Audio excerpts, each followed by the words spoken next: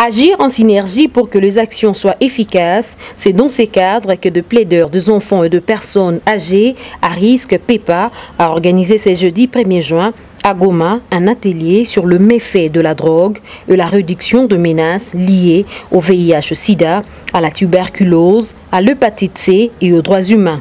Dans son intervention, Dr César Malembe indique que la consommation de la drogue a de conséquences très néfastes sur la santé, sur le développement du pays et chez les jeunes, elle cause l'interruption du cycle de développement intellectuel et du processus d'apprentissage social. Et de renchérir que la lutte contre la drogue nécessite un cadre intersectoriel de lutte car c'est une rivière turbulente dans laquelle chacun peut tomber. L'objectif primordial pour PEPA, c'est de sensibiliser et de faire des plaidoyers par rapport à cette situation criante dans notre province pour que, enfin, et les partenaires et les bailleurs, que nous puissions travailler en synergie pour lutter contre ces phénomènes de masse qui prennent de l'ampleur de plus en plus dans notre province ici.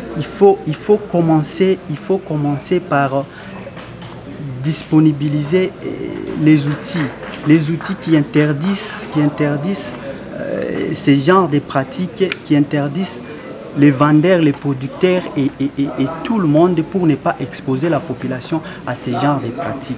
Ils doivent être considérés comme des malades qui nécessitent d'abord une prise en charge sérieuse.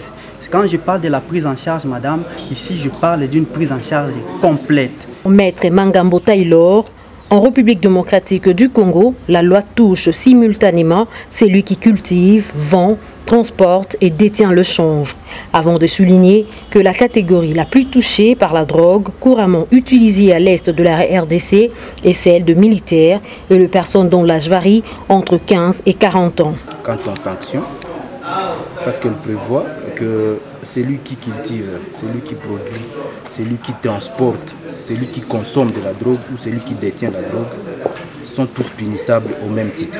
La loi de 1903 a simplement prévu de criminaliser ou de pénaliser ceux qui détiennent les chanvres à fumer.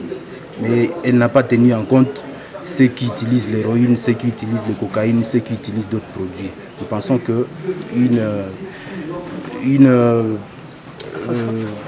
mise à niveau de la loi s'impose d'ailleurs.